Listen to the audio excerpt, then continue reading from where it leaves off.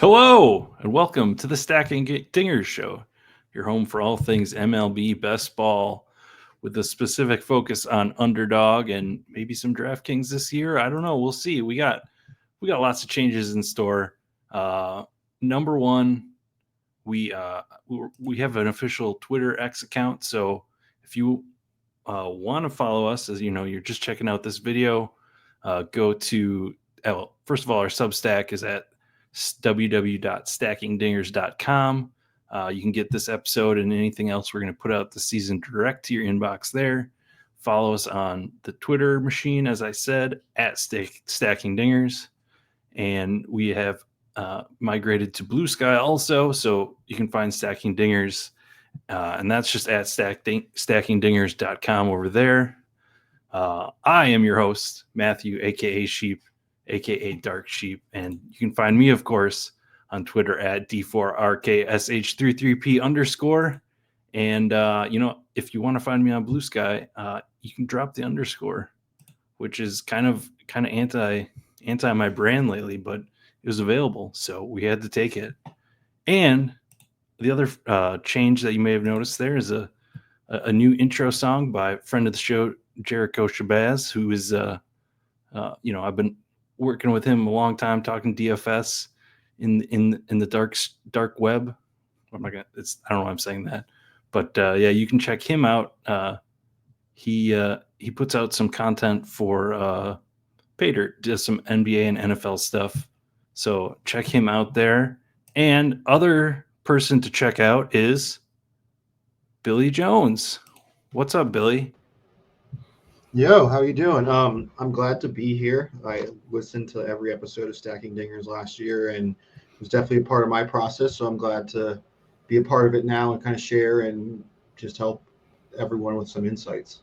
Yeah, so I had kind of in my planning phase of this year, I reached out to Billy about maybe doing some shows, and he said, "Hey, let me be a big part of it this year." So Billy is going to be here reinforcing some of the great data analysis. There we go. Hey, that's my first show of the season. We're gonna take some mulligans here as we go. It's the great data analysis that Chris provides. We're going to complement it with just as much great stuff with Billy. Also, Billy is going to be helping me out by hosting on the occasion that I'm not available, which is a nice thing for me that I don't quite feel that pressure. So, Billy, what's the brief 10,000 overview of you? Yeah, so I finished my master's in data science, and I did that as like a post, like after work kind of master's. And once that was done, I was like, okay, what am I going to do with my nights and weekends now? Because I love fantasy sports, and this was right when the Best Ball Data Bowl, like version one, so this was I think 2 years ago, dropped, and I was like, that's a great opportunity for me to do some of the stuff that I do. And I never actually submitted anything that year because life is busy and I was working by myself. I didn't know anyone in this space to like collaborate with. So I did a bunch of personal things and I posted some work that way. And I kind of created a blog that was just my own. And that's been fun because from that moment, I've been just obsessed with Underdog, great product, best ball, and being able to draft all year without having to manage it is literally perfect, exactly what I want to do. So, yeah, I've just been in this space, creating content, drafting for like 2 years now. Excellent. And you do some work for the Spike Week crew too. Yeah, absolutely. I do my writing there. It's a perfect avenue for if I'm writing about best ball. It's a community of best ball players that play all sports, so you can really get a flavor of everything. And as someone who fantasy football was my intro, but like I'm a baseball player. I played baseball in college. Like this is who I am. Identify as a baseball player. This was like someone this when this product came out last year. I was like, oh my gosh, I got to get involved. And I went way so deep into it, and it's just, I just love drafting MLB. It's just so much fun. So, yeah. Excellent. And we're going to be getting in on this first episode right into some of your data work.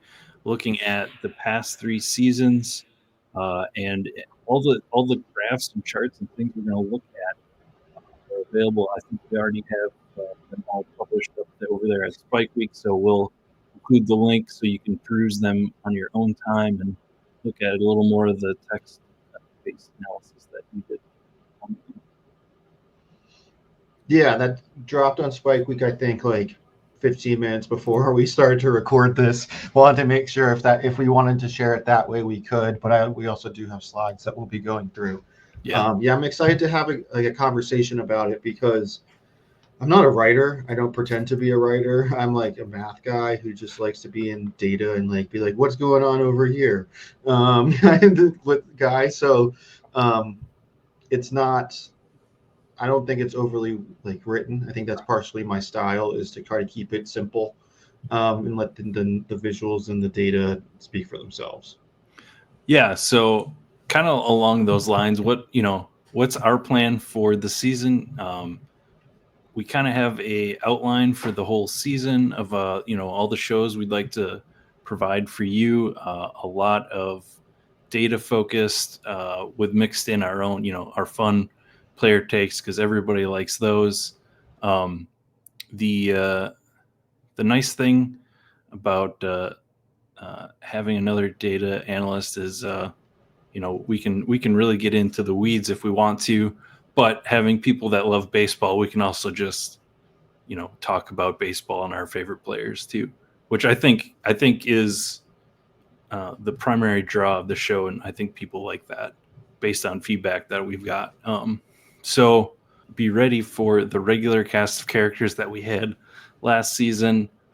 Maybe a little bit less of some of the people and a little more of some others, but and then we have some fun guests lined up, and we'll be working those in as we go too.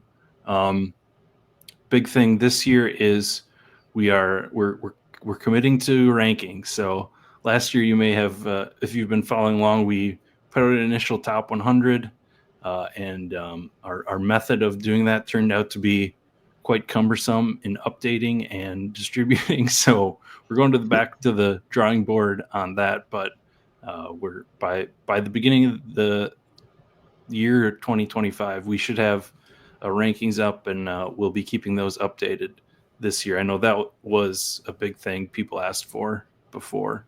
Um, so yeah, they just probably might not be as fancy as we tried to do initially last year. And we have some new ideas for shows, and we'll be hitting on those. Anything I missed from our discussions, Billy? Do you think of plans for the year?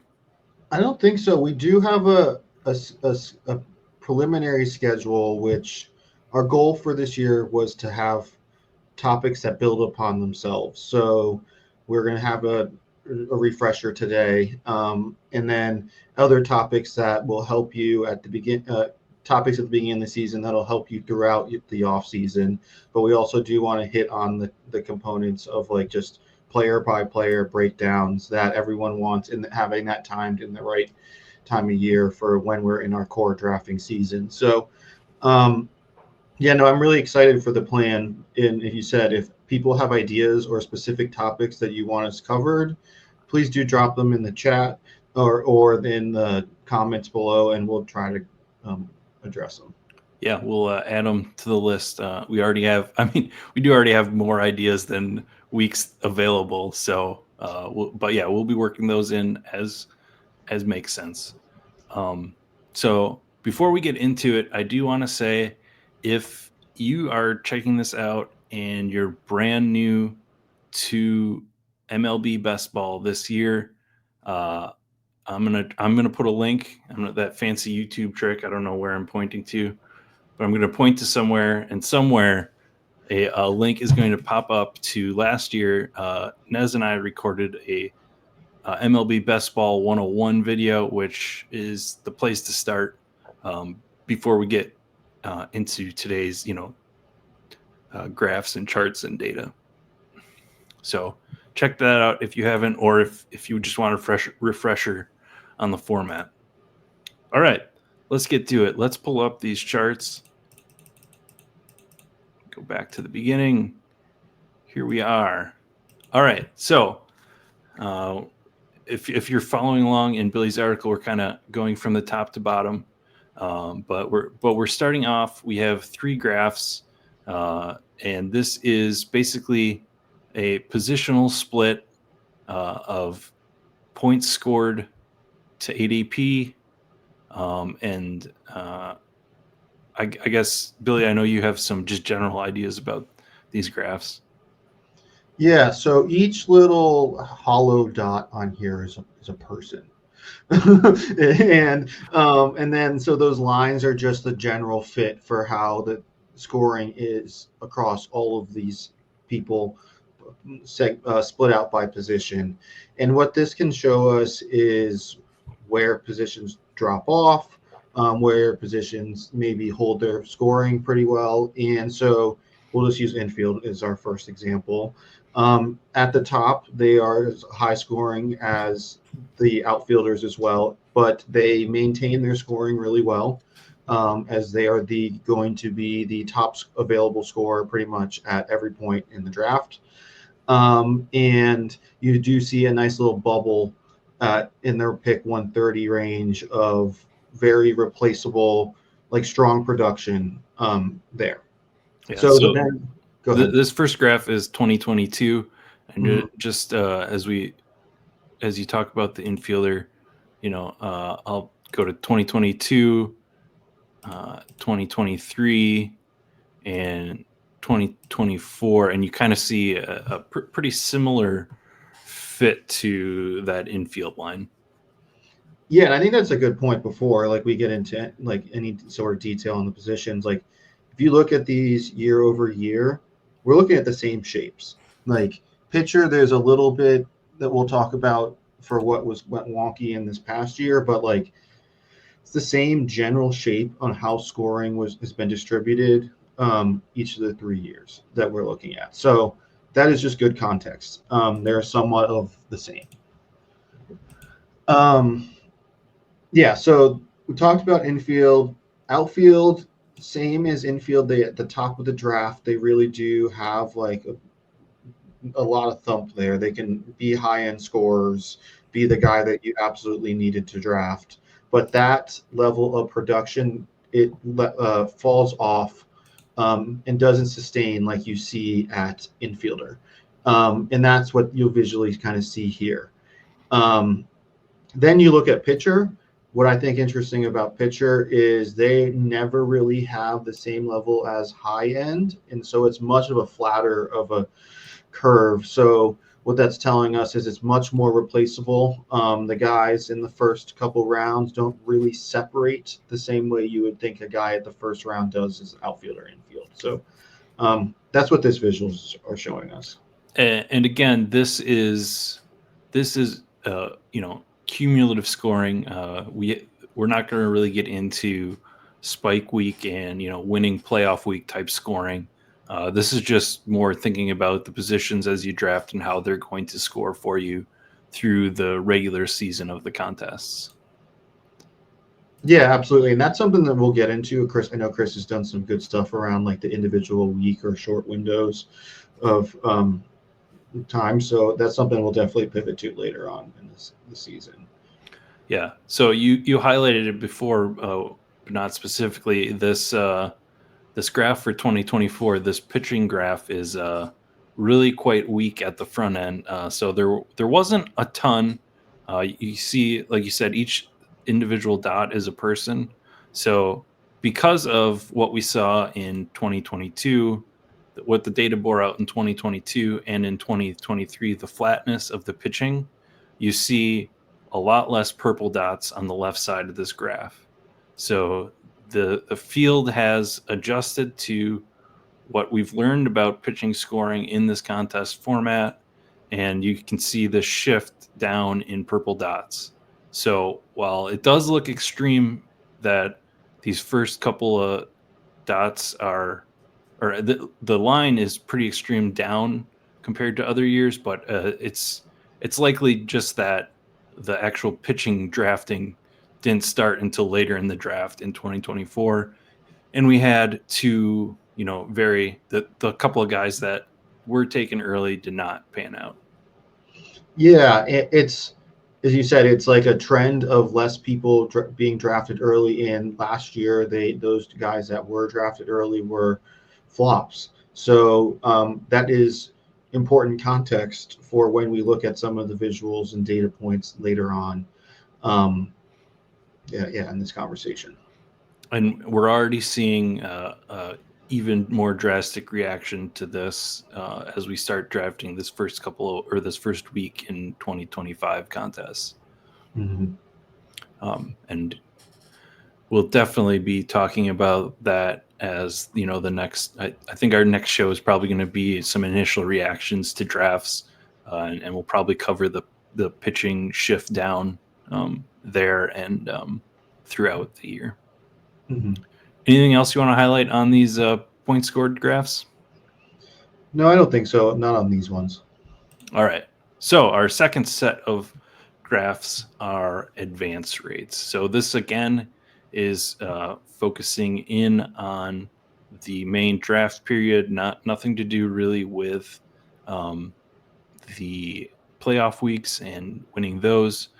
But again, we have this now split up by position and along the ADP. So did I describe that right? Did I miss anything out about these?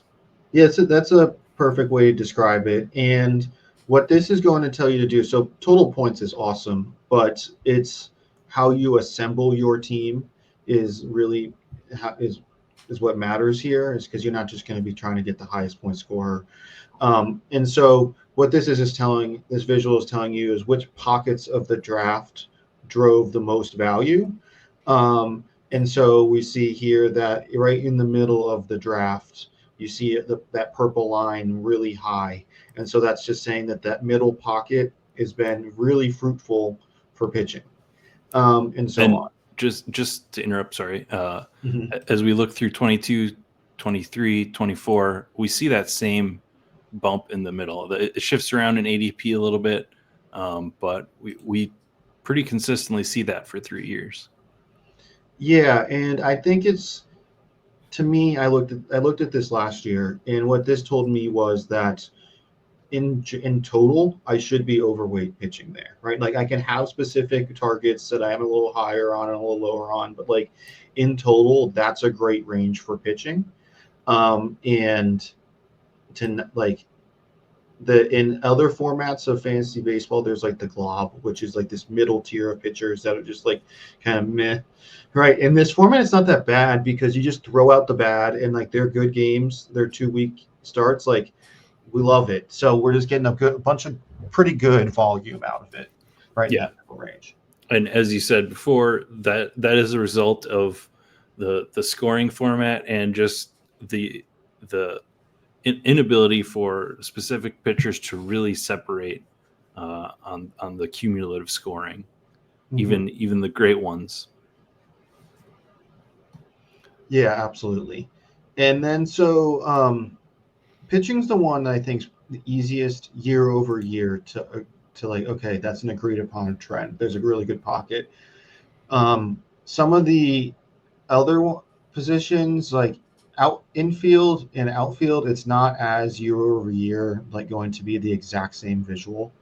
I think that outfield um, in general is best at the beginning of the draft, but in certain years it's that has held much longer. In certain years that's been much flatter. So um, yeah, I think that the pitching is the one that really kind of stands out to me as like there's this clear pocket of value. Yeah, I agree. Just me looking at the other ones year over year, it kind of matches what we know more from cumulative scoring too. There's not really a to me a standout to the advance rate stuff. Hmm. Um, Anything else you want to highlight in these? Not for these. Okay. All right. So now we get into some data charts. And now we're starting to talk about team construction and position construction, position allocation. This is really the nitty gritty of when we start talking about or referring to um, team construction, it's kind of two things. It's uh, whether how much you're going to do stacking, which we are not going to get into tonight, and we'll hit in on that in the latest. We'll update kind of the stacking data that Chris went through last year, putting it lens of 2024 on that also. Um, but the other component is how you allocate your draft capital to the different positions. So, as we all know, or if we're just learning now, the underdog and DraftKings format um, splits players into only three positions. You have pitchers, outfielders, and infielders. And as we're drafting, kind of the biggest thing that we're doing and thinking about in terms of construction is thinking about where we're going to spend capital on each of these positions, like how much we're going to use at different points in the draft to try and capture what we're seeing in the other graphs that we just looked at. Yeah, for sure. And like this is the like in general, like what roster construction should you have? How many of each players is the best? And this is what this goes to kind of show that. So in these charts, you have outfield, infield, and pitcher, and the count on how many are drafted. So 5, 6, 7, 8, or so on. So And that's then this column here on the left. Sorry. that's that far left column. And then in each of the years you have two columns. One is what percentage of the field was using that type of that count of infielders or outfielders, and then also how did they do in terms of the ability to make the playoffs. And this is in total draft. So at the end of your draft, what did you get to? And you can see here that there's definitely, I think there's two ways to look at it. Like what is like the usage trend? So what are most people doing trends? And then there's the tying those numbers back to what is successful in terms of making the playoffs. So there's two different lenses on how you can kind of look at these tables. Yeah, so let's start with outfield here at the top, and just start with the usage trend. So, 22, by far the most popular was a six-field outfield or a six-person outfield, and then in 23 it was kind of a closer split between 6 and 7, and then in 2024 we saw the switch. It's still kind of close between 6 and 7, but 6 became the more predominant construction compared to 7. Yeah, it's like, okay, so 2022, you see more people trying a 5 outfield and an 8 outfield, and then that becomes less, and then that becomes less, and it's becoming centered around 6 and 7. So there's an agreed upon, like, this is how you do it. Don't like do craziness, or if you're going to do on some of the smaller like tournaments. But the big tournaments, 6 and 7 is the kind of the agreed upon way. And I think that you have, okay, 6 is the first year that I think people are coming, and that's how they drafted. And in the following year, I think you have a group of individuals that are like, okay, outfield is scarce. Maybe we should tack on another one because it's a weak position. And then in the following year, it's like, okay, well, the strategy is get your guys early and don't worry about tacking on the seventh guy because that individual is not going to be very meaningful. So I can see the order of how you got to from being 6 being the most popular, transitioning to 7, transitioning back to 6. Yeah, and they tighten up, and or there's not quite a drastic split between them as in 22 because I think you can pretty clearly see if we go to the second lens, the advance rate. You can see by far year over year 6 and 7 um, is the best. It has the best advance rate compared to 5 and 8. I guess my question for you on this And this probably applies to all of this discussion and talking about the extremes. How much does sample size affect the number of these extreme builds where people are doing it less often? Oh, it's undeniable because you're just working with smaller numbers. You're working with one is it people that just kind of logged out and chalked it up as an L. You have people that are just uninformed. So there's that population of people that are drafting five that like if everyone that's doing consuming content is drafting six and seven, and the people that are kind of like, I'll draft one baseball team this year, draft five, then like that's clearly going to be in there. Um, and then also we'll get to this later, like how you get there matters. And so if you draft five early or draft five late, like I think there is, I'm not going to write off certain extremes. I like was pretty aggressively drafting zero pitcher last year, and that was pretty extreme. In like my portfolio, I had 0% of guys in the first 5+ rounds. And but I think if you do it like intentionally, like, and so I can't say that all of those fives are going to be doing it with intent of like how you could build a viable five outfielder team. So it's definitely tough to look at those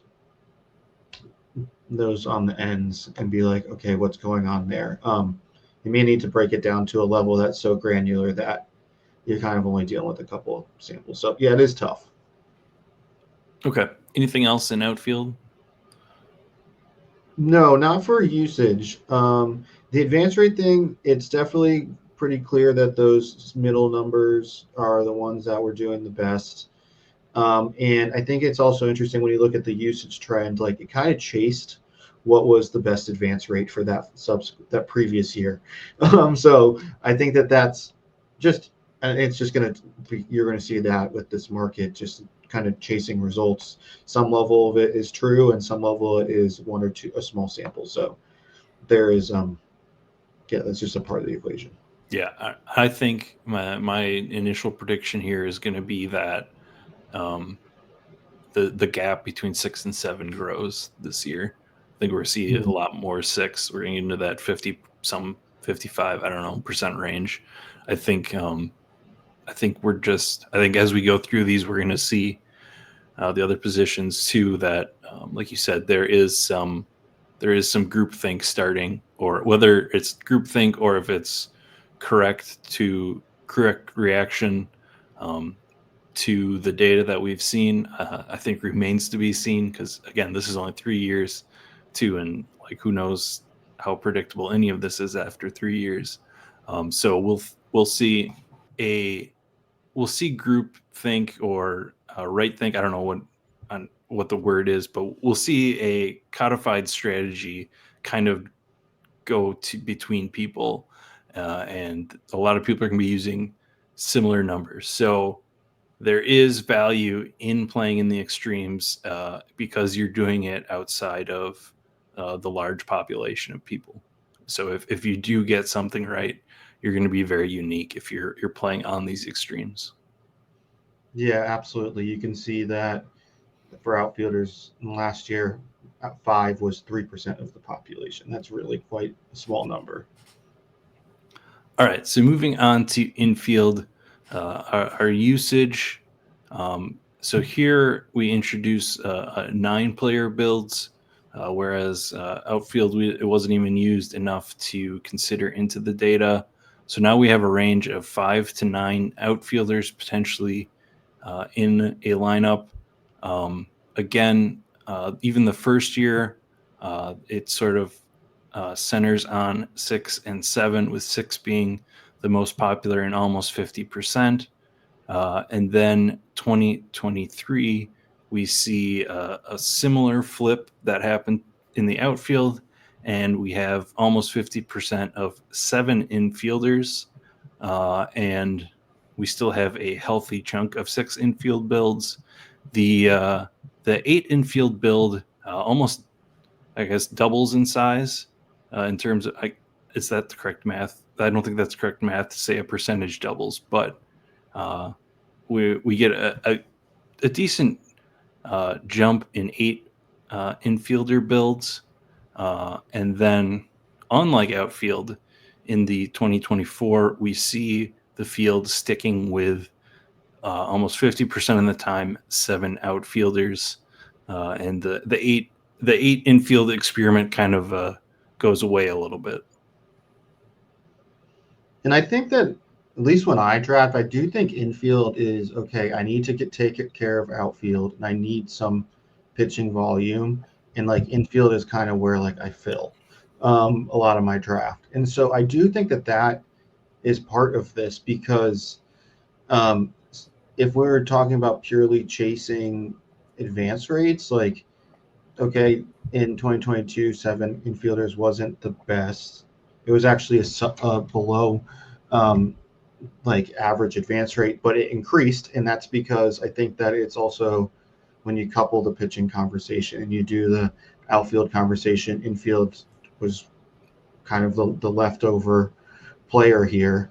I do think it's interesting that the 8 infielders has shown more usage, to, like almost 11, 12% in 2023. So that is, I think, just interesting. Yeah, and to go along with that, 20 in the year 22 and 23, we see not exactly the same, but pretty strong advance rate showing in those columns. It didn't play out into 2024, but 2 of the years, like we see a pretty similar advance rate on 8, 7, and 6. Yeah, so it's definitely like in play. If especially if that's one of those where it's like, I'm not going to cross it off. Make incorporate a couple into my portfolio, especially if it's going to be lesser used. Right. Yeah. And if people are chasing these advance rate numbers, we can expect it to be less used because 2024 was not a great showing for a 8 infielder. Yep. Um, Absolutely. all right. And then moving on to pitching, again, like infielders, we have a range of 5 to 9 pitchers.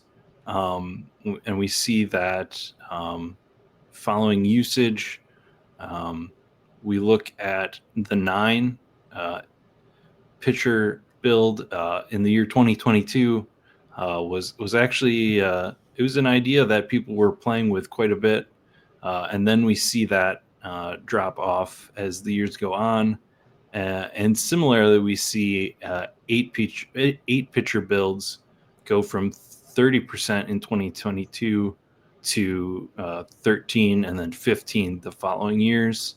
Um, 7 pitching builds stay quite strong at the top. Uh, but as you look through the years, that kind of has become the go-to build, at least in 2024. Or we see a trend of that kind of solidifying as the main build as it draws away from the 6 pitcher builds of 2023 and the 8. It was 8 pitcher builds in 2022 that people were experimenting with. 2023, people were experimenting with 6. And then by the time we get to 2024, people are not experimenting as much and kind of solid on the 7 pitcher builds, which I don't know if guilty is the right word, but I'm guilty of that. Last year, I drafted almost all 7 pitchers. Yeah, and I think that so the theory was you need our pitching is going to wither away throughout the year. Injuries are tough at the pitcher position, as well as they don't separate. So those 2 start weeks are so powerful that more is better. And so we see that in 22 that's the way people are playing it. Then the data shows more may not be better because you need it and you need points from hitting. And um, the sharp drafters transition away from that. So they draft literally just less pitching. Less pitching capital is better. So they draft 6 of them. But then the sharp drafters transition back saying, we actually do need more arms so that we can be live at the end of the year. So it's been like a balance of of like it's been like a okay, do this and then do this and then do this. So like, how do you do a team that does have enough arms that are live at the end of the year, but also don't overspend? I think that's where we've gotten to at with pitching now. Right. So then looking in at advance rates, and if you follow the the seven pitcher build that we're solidifying around, you see also that the advance rates agree. That is each year, 23 by a little bit, but the other years by a little bit more. That is the best advance rate strategy. Um, in 2023, you kind of have a pretty strong showing by that sixth group, and I think to me, looking at these, the most interesting thing to me is that while eight is never the top, and we've kind of gone away from it, it's still not as bad as I would expect. Hmm. Yeah, absolutely. And I did a episode on my YouTube with Chris last year, and we broke down why there's definitely like avenues to eight being very much in play, and especially with lesser um, pitchers drafted early. So, um, yeah, eight is definitely viable and has shown that it has some substance.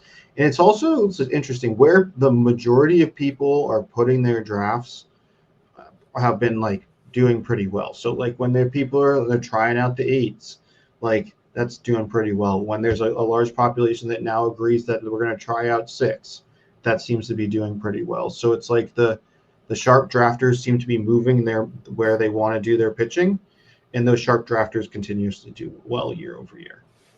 Yeah, that's really interesting. Not something I would have considered. So that's interesting.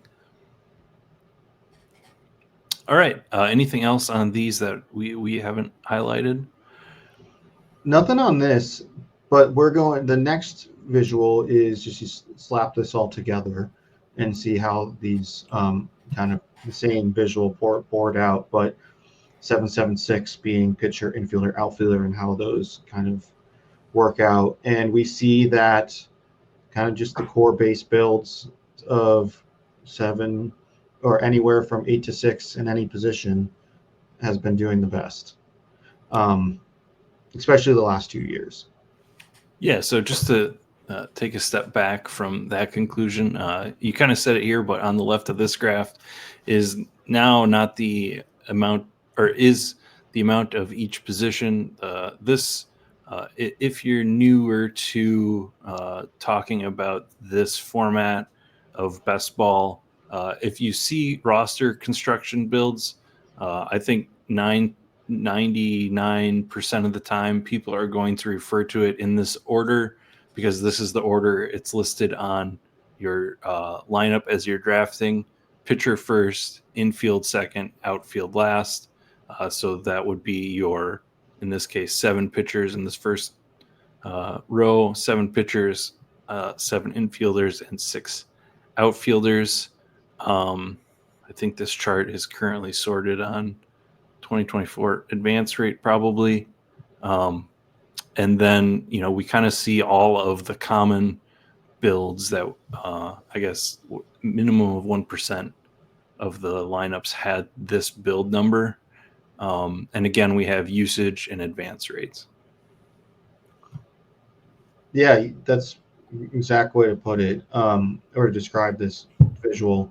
Um, and it's sorted on the 2024 usage, and the it's interesting that the highest used are also have been did pretty well the last 2 years. In 22, you definitely see life out of some of the lesser used rosters, and whether that is small sample size or there might be something there. I'm not sure. Yeah, even thinking about sample size, 2022 was a lot smaller of a contest than 23 and 24. So we do have to keep that in mind as we look at 22 data too. Yeah, for sure. But that year uh, it was 866 was the most popular build. We kind of talked about that when we were talking about pitchers. Everybody wanted more, and then we see the 7 pitcher builds a little more popular than 6. And then we go to 2023, and we kind of see the big step back from the 8 pitcher builds. We see the most, like you highlighted, the 6 pitcher builds being the most popular, as people thought, oh well, these guys don't score as well, so I want more of the other players. And then as we get into 2024, we see the field really lean into that 7-7-6 build. Yeah, absolutely. And it's almost, was it 30% of the population is doing that? And yeah, I think that's a perfect way to kind of describe like the story of how we've gotten here. Yeah. So the question then is, we kind of said it already, but is that right? Do we want to start getting more unique in our builds now that the field is starting to codify on a particular build? Is there value in now going outside of that? Because if you look at the advance rates, even in 2024, the 6 pitcher and 8 pitcher build aren't super far behind in terms of advance rate. Yeah, and there's definitely angles on how you can get there in those other ways to draft. But I also do think that, I don't know, it's tough for me to like say no to this data. Right? Like I do want to say that I think that that this is likely directionally right. And with it only being a couple years, I think we're looking more for like directionally what is this pointing to rather than like specifics. But um and we're not like advocating here to do like craziness. I think to say it's between 6 to 8 in any one position is like very agreed upon norms. So I think we're just saying here that 7-7-6 isn't the only way to draft. Right. We can have some deviation off of that. Yeah. Yeah. And I guess my point more was that um, if you want to go outside of the 7-7-6 range, you're going to be more unique. And if this year breaks a certain way, that having 8 pitchers just makes sense this year by how the season plays out. You're going to be, I think, more alone on that than you have been in past years. Yeah, that's a good point. All right, let's move on to now we have basically the same chart from 2 slides ago, but now we're specifically looking at how you start your draft. I know a lot of smart people that have talked about underdog drafts and best ball drafts, thinking about, how you allocate draft capital is similar to like in an auction draft. How much money of your or how much of your total budget are you spending? The more you or the earlier you pick someone, the more you're spending your total amount on. I said that terribly, but I don't know. But the idea is that the earlier you pick someone, the more draft capital that you're spending on them. So that's a way to think about it. Um, you have to think about just what else you're giving up early on, like the other players that you're giving up when you're selecting your player in the first round could be really key to the season. Like you gave up Otani last year for Acuna, and you're up a creek. So that's why we really want to zone in here on those first 5 rounds, because we've seen that can affect how the season plays out. just based on the ability of early round players to separate from their position. Yeah, and I think so when I like was looking into this like analysis, it was like so the roster construction for a whole draft, you could get to 776 and be like very intelligent picking infield, outfielder, pitcher at great values throughout the draft, or you could draft 7 infielders, 7 outfielders, and then 6 pitchers. Like you could just be dumb about it too. And that's you can't parse that just from that 7 number there. So like I was like order operations matters. And so let me slice it by like the front of the draft. The things that I think is the most impactful about if you're going to win or lose for that on that team. And so that's what we're doing here. So roster construction through the first 5 rounds. Those absolutely essential part of the draft, and break it by pitcher, infield, and outfield. So yeah, that's kind of the thought process here. Okay, yeah, and so let's start with pitcher, 2022. Uh, so I guess through the whole time, that pretty much you have almost no one taking 4 pitchers in the first 5 rounds, or not doing it at a rate enough to really land on this chart. But basically, the 0 pitcher build uh, was more popular in 2022, which is no, I'm sorry, it's not. No, Yeah, that's correct. That's correct. yeah. So 0 pitcher build kind of took a fall in 2023, and then as you probably driven a little bit by your data analysis, we did see a lot of people go back to 0 pitcher. Um, 1 pitcher remains kind of like the most popular for the first 5 rounds, and then 2 kind of drew from 0 pitcher in 2023, and there's not really a ton of people. I guess we do see a little more experimentation in 2023 and 3 pitchers, but that really fell off in 2024. Yeah, it was 2022. There was a lot of I'm going to do this. I'm going to do this. I'm going to get a bunch of different ways of making it happen. I think there's not a lot of like. I think he just wanted to get exposure to a bunch of different draft styles.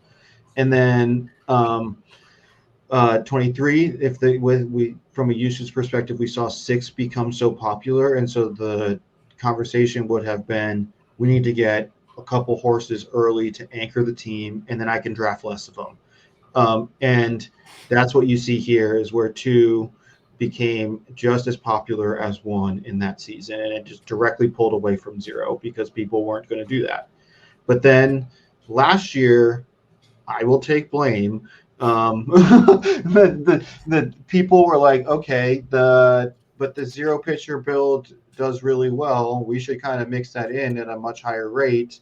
And then the pitcher market kept getting cheaper and cheaper because it wasn't as successful. So it was like, okay, what that became the more popular, or kind of had a resurgence again of 0 pitcher, and it pulled directly out of those 2 pitcher builds. So as you said, 1 is kind of like the standard easy way to build it. Just you get your 1 anchor guy, and we've seen that grow in increasing popularity. But yeah, kind of that's what we've seen from like a trends perspective. Yeah, and then the trend in advance rate is pretty simple. 0 pitcher just stays the best. It slaps, dude. Absolutely slaps. So Yeah, 0 pitcher has year over year proven to do very well. Having hitters that dominate and kind of drive the boat, is what is successful. 1 pitcher is very much still in play. And I think this year, when we talk about player specifics at some point, I think 5th round, there's going to be some pitcher in the 5th round that is going to be like unbeatable, like just based on how it's priced. And we'll get to that later. But like, I think what we're looking at here is a very clear direction. Draft less of them, don't overspend, and you're going to be in a better position. Draft 2, 3, 4. I don't know why you'd ever do that. you're going to be in tough shit. Sorry, are we allowed to curse here? I don't know. I did. I did it. I broke it. I'm from Boston. I'm sorry. I don't think that counts as a curse word in Boston, Okay. though. um, Fair. all right. So yeah, I think pitcher's pretty clear. Let's move on to infielder. So now we have more people going for infield than pitcher, but it's still a pretty small range. Um, I think jumping jumping around to outfield quick. I think outfield people experiment a little bit more in getting four early because of the position. But infielder, we see almost a steady year over year, one or two infielder chosen in the first 5 rounds. Yeah, and that's been like the core build, as you can see. It's like, was it 70% plus every year? Yeah. But interesting enough, in advance rates in 2022, the 3 and 4 was really quite strong. And then even in 2024, 3 and 4 has a pretty decent showing in advance rate, and two infielder kind of stays steady. Yeah, it's the two infielders gonna has enough of a population. I think that it's tough. It's going to be have some junk in there, and it's going to have some really high performing teams, and it's going to have a solid median. But it's really interesting to see that again directionally, it's having infield like awesome infield bats is really a productive way to build your teams.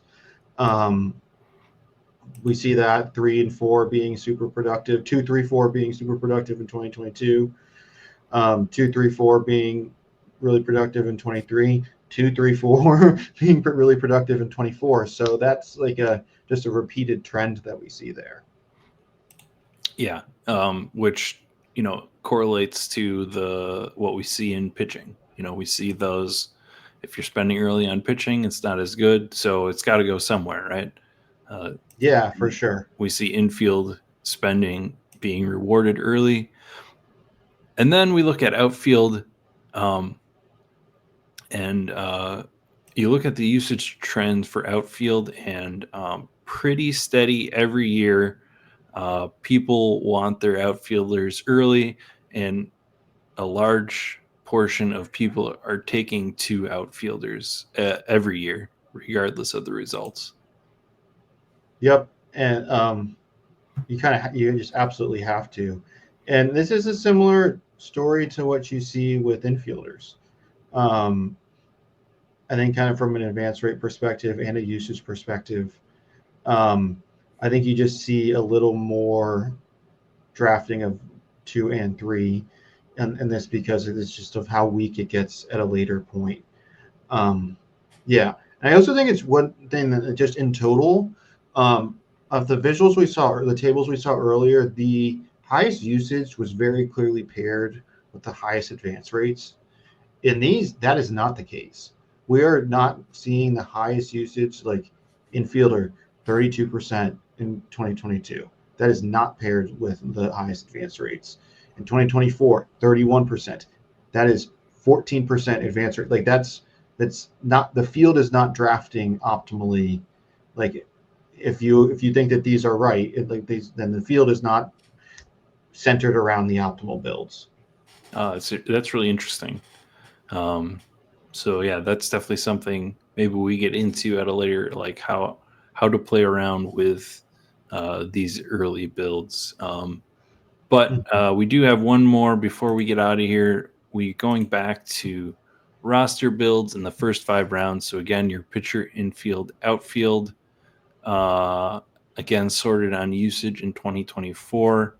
Um, I don't I don't know. I haven't really had a chance to look at this one, so I'll let you lead from what you've written up and stuff. So if you take what we did from a position perspective, and for the first 5 rounds, and just layer that all together, what are we going to say? Zero pitcher or one pitcher is going to do the best. having more bats has done really well. So it's like the dark blue advance rates are those zero pitchers, those relief ones are doing really well. Upwards of like high mid 20% in some years, where you have the 0-3-2, so zero pitchers, three infielders, two outfielders, 22%, 24%, 22% advance rates. So that's just like super dominant. And this is, again, you're not seeing those dark blues directly tied to the blacks. And those blacks means where your most drafted teams are, versus the dark blues is where the teams that have been performing the best. Um, so, yeah, I know it's tough for me to explain these because I created them. I think I like how you explain them. So, yeah. But those are like my takeaways, jumping right to the analysis. Yeah. Yeah, I think that makes sense. What you're saying, and this is definitely something that we should consider maybe a little bit more, uh, and uh, thinking about how we spend early. But again, the lens that we're really going to have to look at this year is if we extrapolate how people are drafting early, uh, to if it stays the same way all season, like the percentage of zero in the first 5 rounds is going to go up quite a bit, just as a function of when people are even just starting to take pitcher. So it's I think this is going to be a tricky one to look at next year because of the extreme shift in where people are taking pitching.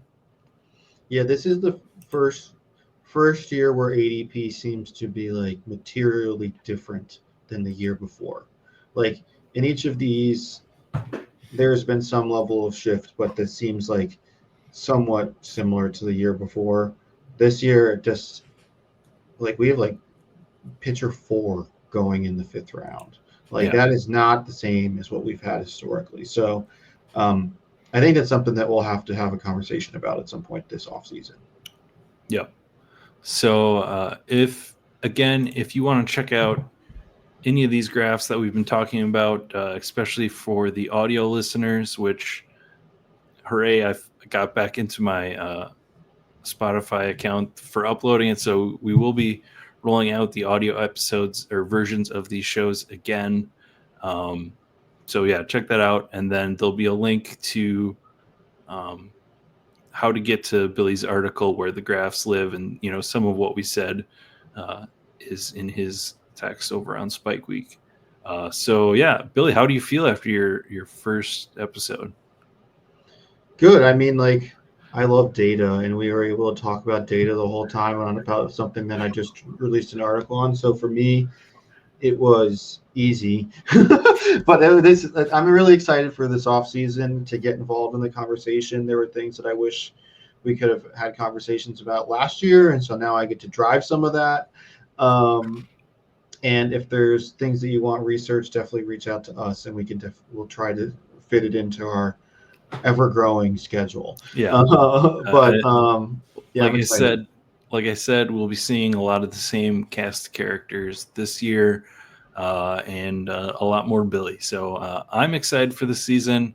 Uh, I'm I got to get more into some drafts because next week we'll be diving into a lot more of our initial draft impressions. So um, I'm excited to be here. I'm excited to share with everybody, and most importantly, grow this game that we love. So for Billy and myself, good luck in the draft streets.